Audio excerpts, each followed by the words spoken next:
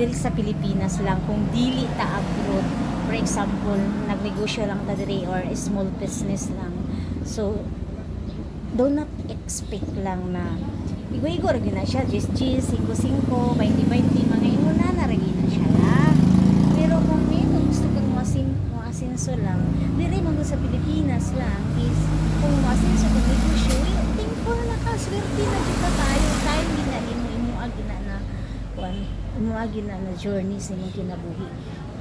Pero kung wala ka nang, dili gid siya mo click lang, anang igora gid ka makapaninda-paninda. So, ana man jud kaliso diri. Grabe kay ka mahal kay ang kamay tunon, niya gamay ra ka kay pisado. Na puros loan diri sa diri sa Pilipinas. Pero kung moabot ka instant money gina siya, no? Mo expect jud ka na mo progress ang imong financial income, no? Kay alangan times na mo gina diri sa mga Europe please, o anang mga ingon ana expected na mutaas yun ka ng muharuhay yun ang inyong financial income. Pero og dire wala makakita rin ako ang kwarta basta kugihan ka aning dapin-dapin.